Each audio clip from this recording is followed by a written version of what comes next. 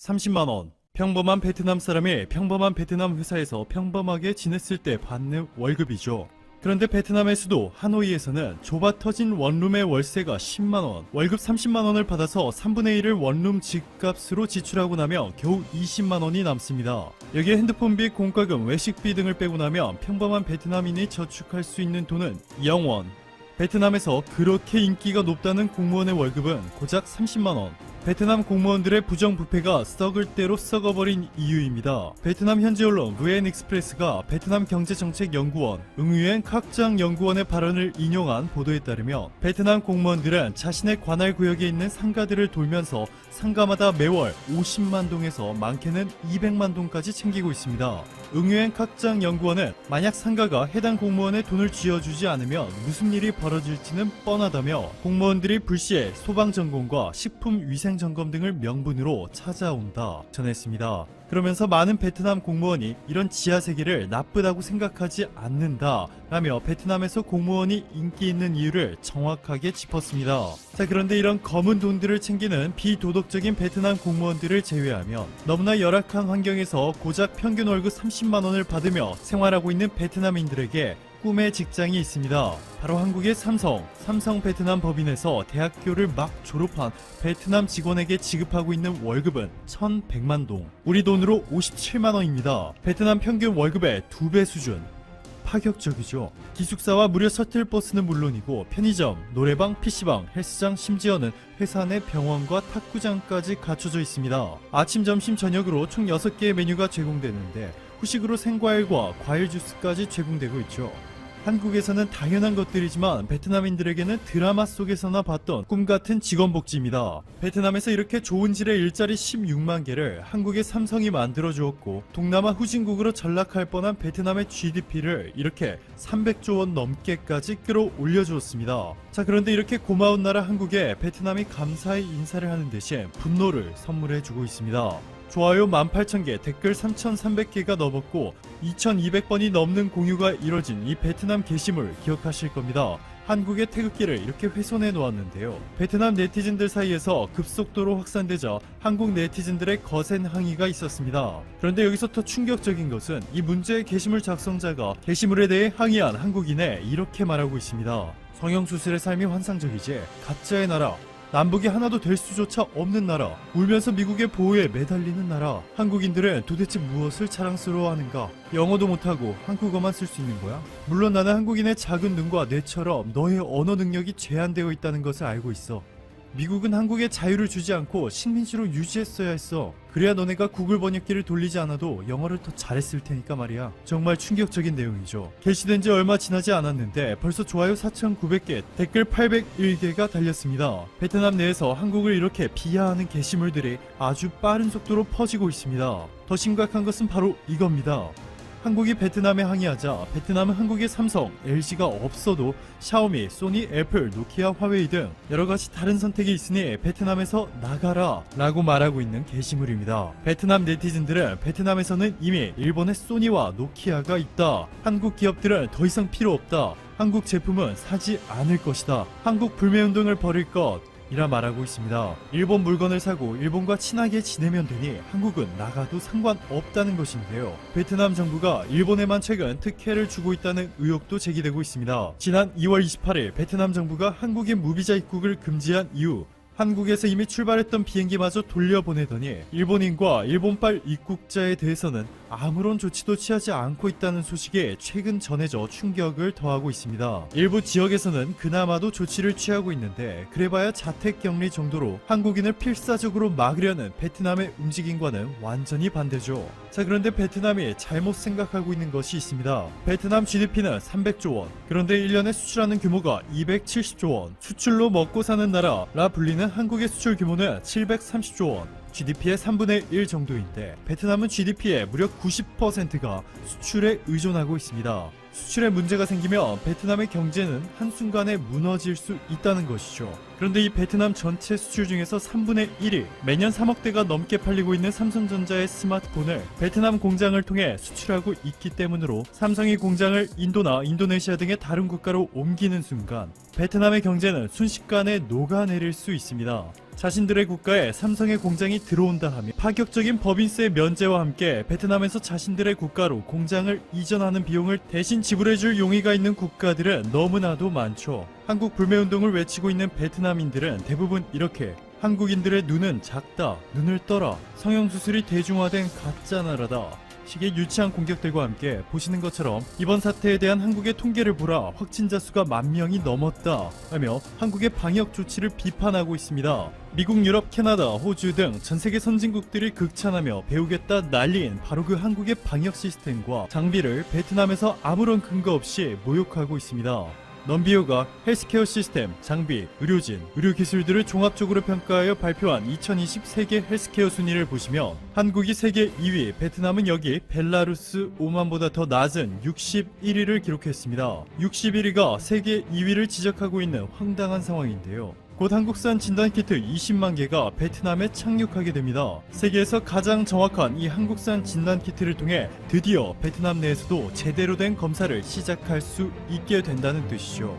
오늘도 감사합니다. 최고로 기분 좋은 하루 보내시길 바랄게요. 얼마 전 영국 로이터 통신은 입수한 미공개 정부 문서를 인용하며 한국의 놀라운 성견 지명에 대해 보도했습니다. 해당 문서에 따르면 한국은 이미 12월 17일에 한 가족이 정체불명의 질병이 발생한 중국을 여행한 후 바이러스에 걸린다는 시나리오에 대응하기 시작했고, 그 시나리오를 기반으로 질병관리본부 전문가팀은 테스트 기법 및 병원균을 찾아내는 알고리즘을 개발했다. 이러한 방법들은 1월 20일 한국의 첫 의심 케이스가 나타났을 때 실제 상황에서 활용되었다는 내용이었습니다. 이런 발빠른 준비 덕분에 한국의 대응책은 세계에서도 주목할 정도로 큰 성과를 거두었습니다. 한국식 모델을 도입하겠다는 나라들도 점차 늘어나는 중입니다. 한국식 모델과 더불어 한국 테스트 장비에 대한 관심도 여전히 뜨겁습니다. 앞서 트럼프 대통령이 한국산 장비를 요청한 이후 미국으로의 수출이 일사천리로 진행 중입니다. 우리나라 외교부는 세계 업체 제품이 사전 FDA 승인을 획득해 미국 수출이 가능해졌다. 조만간 비행기로 미국에 운송할 것이다 라고 밝혔습니다. 미국은 현재 테스트가 시급한 상황이라 한시라도 빨리 한국 장비를 받고 싶어 한다는 것입니다. 또한 한국 기업인 젠바디는 한두 방울의 혈액만으로 10분 내에 진단이 가능할 정도로 빠르고 정확도가 높으며 저렴하기까지 한 신속 테스트 장비를 개발하여 지금까지 말레이시아, 베트남, 인도네시아, 브라질, 콜롬비아, 아일랜드, 터키 등 총 15개국과 수출을 진행 중입니다. 이미 계약 완료된 수출 규모만도 396만 달러, 약 48억 4천만 원이라고 합니다.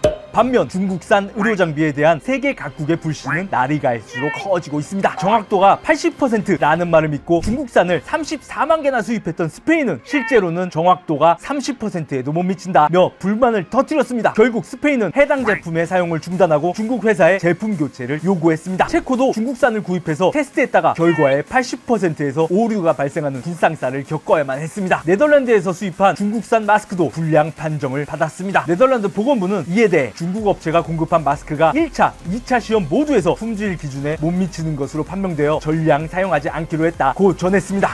한편 일본은 한국산 테스트 장비 때문에 열폭 중입니다. 현재 청와대 국민청원 게시판에는 수출용 키트의 이름을 독도로 해달라는 국민청원이 게시되어 4월 1일 오후 기준 33만 명이 청원에 동의한 상황인데요. 이에 대해 굉장히 경계하는 모습을 보이고 있는 것입니다. 일본 산케이 신문은 3월 30일 기사에서 한국산 키트의 명칭을 한국이 불법 점거한 다케시마의 한국명인 독도로 해달라는 청원이 청와대 홈페이지에 접수되어 30일 현재 32만 명 넘게 동참하고 있다. 청원은 독도라는 명칭으로 수출하면 지구를 지키는 수호신으로서 독도의 위상을 크게 높이는 데 도움이 된다고 주장하고 있다 라고 전하며 국제공조가 중요한 방역 분야에 일본과의 영토 분쟁을 거론하면서 찬물을 끼얹은 셈이다 라고 비방했습니다. 이 기사를 본 일부 일본 네티즌들은 싸움을 거는 것으로 밖에 생각되지 않는다. 계속 입국 규제를 원한다. 여기까지 미쳐있을 줄이야. 스스로 한심해지지 않을까? 일본인이라면 부끄러워서 다케시마, 센카쿠라고 하는 건 생각도 못할 텐데 이제 와서 반일 활동만 하는 한국과는 아무런 가치관을 공유하지 않으며 협력할 것도 없으니 이대로 단교합시다. 이걸로 통화스와프를 간청하는 거겠지. 제대로 된 사고회로는 아니야. 국민성이 확실히 나왔네요. 그 명칭의 목적은 일본을 괴롭히고 도발하는 것입니다. 수교 55년이 지났는데도 이러니 사람 같지가 않습니다. 독도 탈환해서 영원히 단교합시다 하면 정말 안 되는 것과 해도 용서받을 수 있는 일의 구별을 모르는 패거리. 전부터 이랬는데 진보가 없네 라는 댓글을 달며 흥분했습니다. 지금까지 일본이 자행해온 일들에 대해서는 머릿속에 전혀 들어있지 않나 봅니다.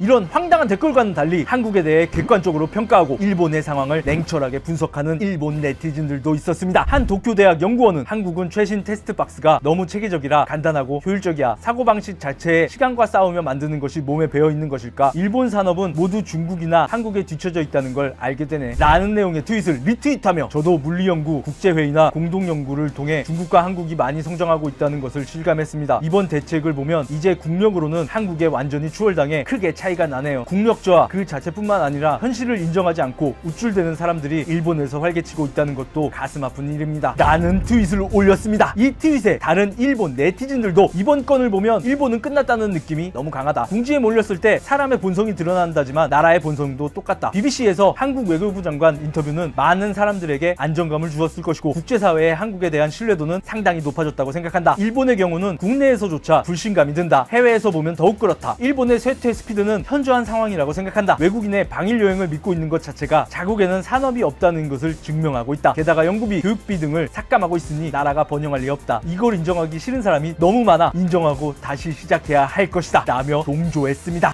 실제로 현재 일본의 상황은 날이 갈수록 악화되고 있습니다. 도쿄도를 중심으로 환자들이 급증하는 가운데 아베 총리는 앞으로 2주간 30배 폭증할 수도 있다고 경고했습니다. 이런 상황에서 3월 27일 일본 금융청이 각 금융사에 도시봉쇄에 대비한 구체적인 대책을 제출하라고 지시했다는 사실이 알려지면서 시민들 사이에서 도쿄봉쇄 조치가 임박한 게 아니냐는 우려가 퍼지고 있는 상황입니다. 그러면서 수도권 곳곳에서는 식료품 사재기 사태가 벌어지기도 했습니다. 이런 우려를 불식하기 위해 스가 요시히데 관방장관이 도쿄 봉쇄를 한다는 것은 사실이 아니다 라고 부인한 데에 이어 4월 1일 아베 총리 역시 현재는 비상사태를 선포할 상황이 아니며 설령 비상사태가 선포된다 해도 도시 봉쇄는 불가능하다 라고 밝혔지만 일본 국민들의 불안감은 쉽게 가시지 않고 있습니다. 일본의 다이이치 생명 경제연구소는 실제로 도쿄 봉쇄가 이루어질 경우 초기 1개월 동안에만 실질 GDP가 5조 1000억엔 약 57조 원 줄어들 것이다 라고 예측했습니다. 이 와중에 아베 총리의 부인 아베 아키에 여사는 연예인들과 단체로 꽃놀이를 즐긴 사실이 들통나 논란을 불러일으켰습니다. 일본 정부는 벚꽃놀이 등 불필요한 이동을 자제해달라고 요청하는 상황인데 정작 총리의 부인은 13명의 연예 관계자와 희희낙낙 벚꽃 모임을 가진 것입니다. 이에 대해 일본 내에서는 워스트 레이디로서의 활약이다. 부인의 비상식적인 행동을 계속 방치하는 듯한 사람에게 이 나라를 맡기고 있다고 생각하니 정말 오싹하다 라는 등의 비난이 잇따랐습니다. 미국 역시 혼란스러운 상황입니다. 트럼프 대통령은 3월 28일 뉴욕주 일대를 2주간 강제 격리할 것을 고려 중이다. 곧 발표할 것이다 라고 발언한 지 7시간도 안 되어 격리는 불필요할 것이라고 트윗을 올리며 오락가락하는 모습을 보였습니다. 앤드루 쿠오모 뉴욕 주지사가 이는 주정부에 대한 전쟁 선언이다 라고 반발한 데다 금융시장 패닉이 올 수도 있다는 예측까지 나오자 태도를 재빨리 바꾼 것입니다. 이후 3월 29일에는 4월 12일 부활절까지 경제활동을 정상화하겠다는 고집을 꺾고 부활절 정상화는 단지 열망이었다. 4월 30일까지 사회적 거리두기 지침을 연장할 것이라고 밝혔습니다. 드디어 사태의 엄중함을 인정하고 전문가의 의견을 받아들였다는 분석입니다. 이처럼 심각한 상황인데도 뉴욕 시민들은 초거대 병원선을 구경하겠다며 몰려들었습니다. 응급 상황에 대처하기 위해 1000개의 병상을 갖춘 해군 병원선 컴포트호가 뉴욕항에 접근하자 수많은 뉴욕 시민들이 구경을 나온 것입니다. 한편 영국에서는 사재기의 후유증이 여실히 펼쳐지는 중입니다. 잔뜩 사놓은 식료품을 유통기한 내 다 먹지 못하자 포장도 뜯지 않은 새 제품들을 쓰레기통이 넘쳐나도록 내다 버리고 있습니다. 영국 정부는 식료품이 충분히 공급될 수 있다며 국민들에게 사재기 중단을 요청했지만 사재기는 끊이지 않고 있는 실정입니다. 그로 인해 이번 사태에 대응하느라 쇼핑할 시간이 부족한 공공서비스 종사자들이 식료품과 생필품을 구하느라 애를 먹고 있다고 합니다. 그야말로 전 세계가 이번 위기로 인해 몸살을 앓고 있는 상황인데요. 하루빨리 모두의 삶에 다시 평온이 찾아왔으면 좋겠습니다. 이번 소식은 여기까지입니다. 오땅튜브였습니다.